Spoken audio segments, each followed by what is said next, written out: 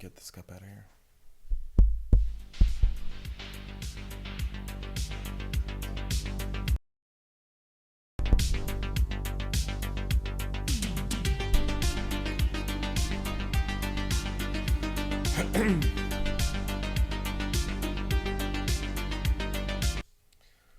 Hey everyone, good morning. James Azar here with CyberHub Engage. It is Hump Day and it's Wednesday, which means we're midway through our week.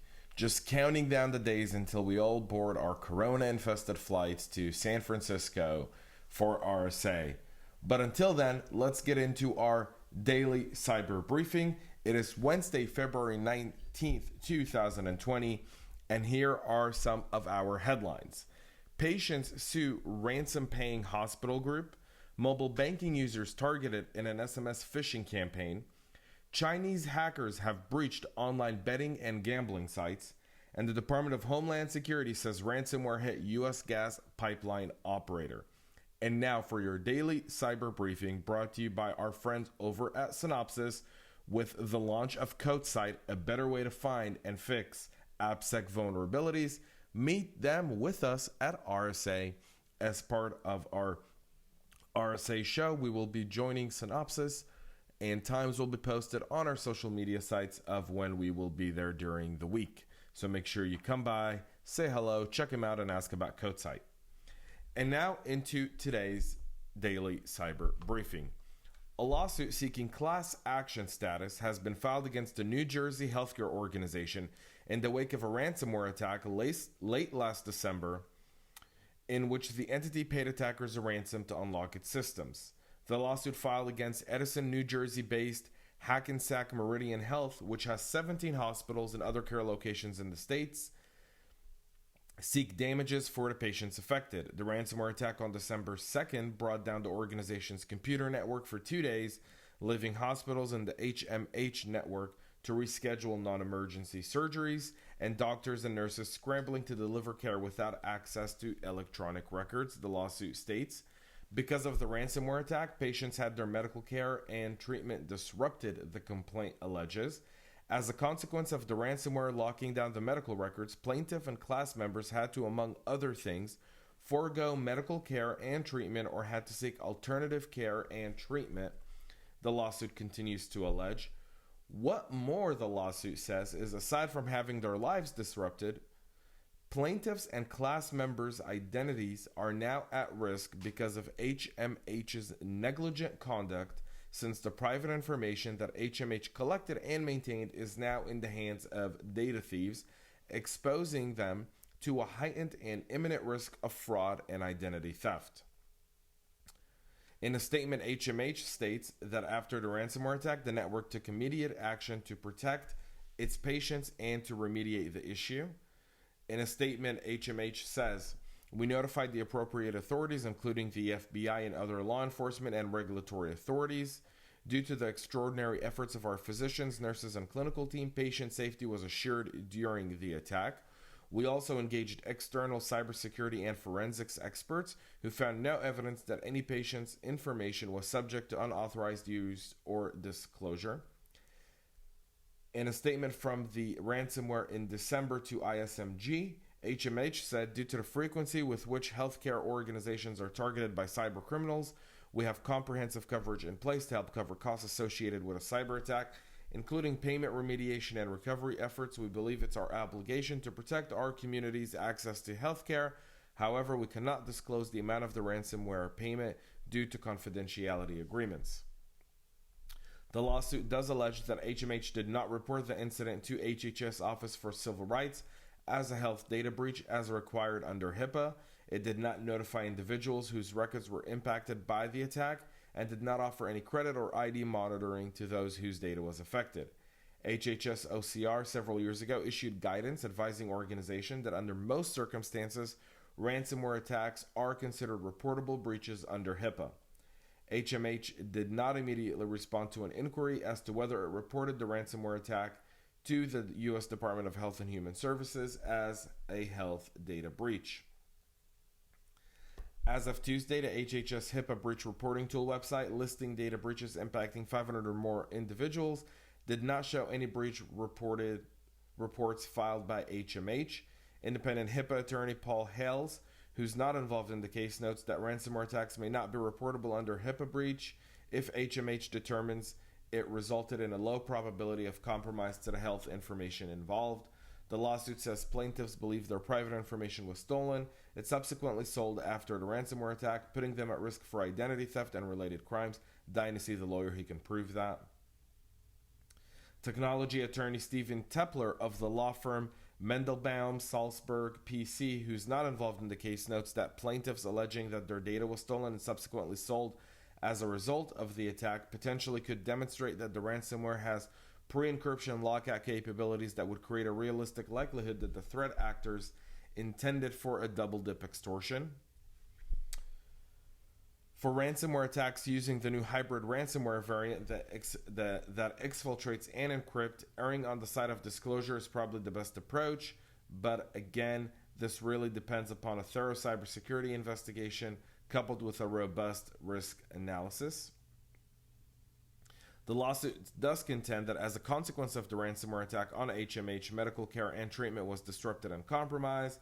For example, at least one plaintiff could not get his prescription renewed as a consequence of the attack.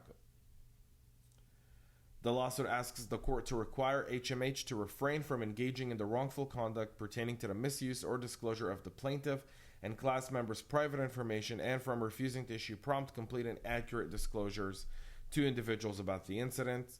The lawsuit also seeks to compel HMH to utilize appropriate methods and policies with respect to consumer data protection, storage, and safety, and to disclose with specificity the type of PII and PHI compromised during the ransomware attack. So far, HMH has not disclosed the type of information impacted by the attack, nor the number of individual records potentially affected. The lawsuit also seeks, of course, equitable relief requiring restitution and disgorgement of the revenues wrongfully retained as a result of wrongful conduct. It also requests that HMH be required to pay at least 3 years of credit monitoring service for the patients who were affected. In addition, the lawsuit seeks an award of actual damages, compensatory damages, statutory damages, and statutory penalties, as well as punitive damages. This story is going to be the one of many. It's a really, really bad precedent altogether. Simply from an aspect of a class action lawsuit against a company that was a victim of a crime is problematic all of within itself. So nonetheless, this is just opportunistic at best and misleading at worst. And now to another story where cybersecurity criminals targeted mobile banking users by sending malicious SMS messages to their smartphones as part of a phishing campaign to steal account holder information, including usernames, passwords, this according to cybersecurity firm Lookout. More than 3,900 mobile banking app users of several Canadian and American banks fell victim to the SMS phishing attacks, which started in June of last year and apparently recently ended. Those affected included customers of Scotiabank, CIBC Bank, RBC Royal Bank, Unibank, HSBC, Tangerine Bank, TD Bank, Meridian, Laurentian, Manulife, BNC National Bank, and Chase, according to the report. The researchers notified the banks involved before publishing the report on Friday. The attackers attempted to gain access to users' banking credentials, such as payment card numbers, username and passwords, as well as personal details, including date of birth. Apurva Kumar, a staff security intelligence engineer at Lookout, tells that his firm does not have information on the specific accounts that were compromised or how the attackers may have tried to monetize the data that they collected. But in other cases, hackers have attempted to sell stolen information on darknet marketplaces like JokerStash.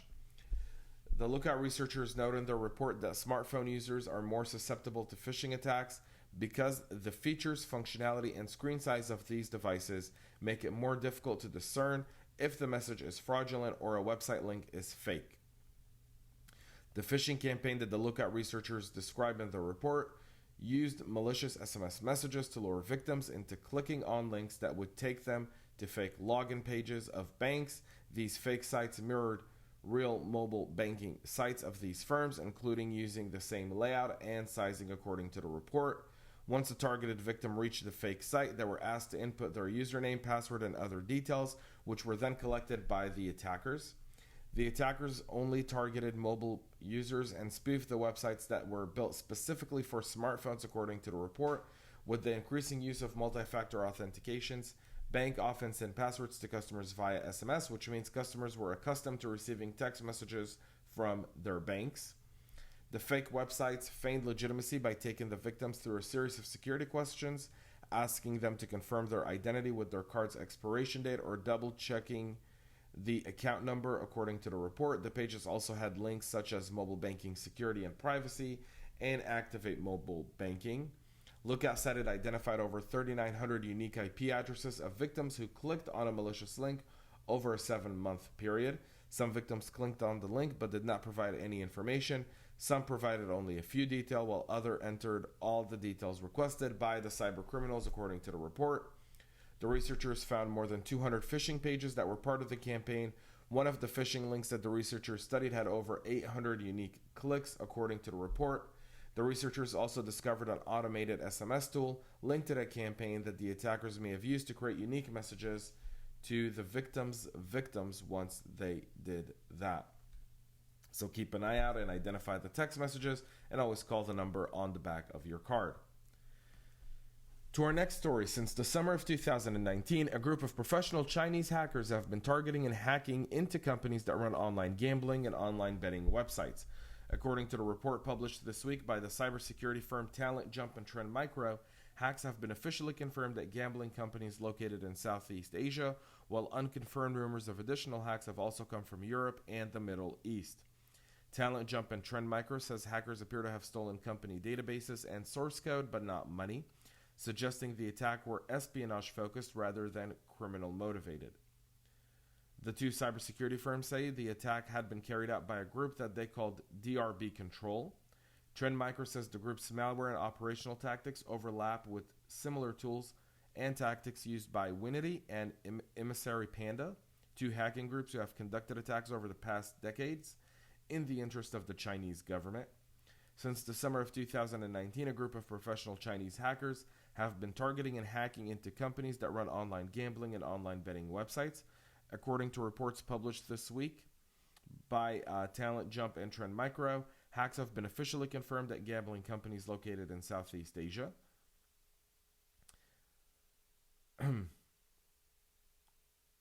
Currently, it's unclear if DRB Control is carrying out attacks on behalf of Beijing. Most likely not. However, in August of 2019, FireEye reported that some Chinese state-sponsored hacking groups are now carrying out cyber attacks on the side in their free time for their own gain and interest, separate from normal state-sponsored operations. The recent DRB Control attacks are neither complex or unique in regards to the tactics being used to infect victims and steal their data. Attackers start with a spear phishing link sent to targets. Employees who fall for the emails and open the document receive an infected with a backdoor Trojan. These backdoor Trojans are somewhat different from other backdoors because they heavily rely on Dropbox file hosting and file sharing services, which they use as a command and control service and as a storage medium for second stage payloads and stolen data, hence the group's name, Dropbox Control. Typically, the Chinese hackers will use the backdoors to download other hacking tools and malware that they'll use to move laterally through a company's network until they find the databases and source code repositories from where they steal data. Tools DRB Control has been seen downloading and using, including the following: tools to scan for NetBIOS servers, tools to carry out brute force attacks, tools to perform Windows UAC bypasses, tools to elevate an attacker's privileges on an infected host, tools to dump passwords from infected hosts, tools to steal clipboard data, tools to load and execute malicious code on infected hosts, tools to retrieve workstations' public IP addresses, tools to create network traffic tunnels to outside networks. And Talent Jump says they've been able to keep a close eye on the group's operation between July and September of 2019. During the respective interval, the hackers have infected and kept track of around 200 computers through one Dropbox account and another 80 through a second. Attacks are ongoing, and the two security firms have published indicators of compromise in their report that organizations can use in order to detect suspicious activity, or DRBs control malware. You can go to cyberhubengage.com for a link to that report. And now to our final story, where we come back right here to the US, where a ransomware attack has impacted the operation of a US-based natural gas compression facility, according to a security advisory from the US government. The advisory published today does not say when the incident took place, but merely summarizes the events and provides technical guidance for other critical infrastructure operators so they can take precautions against a similar attack.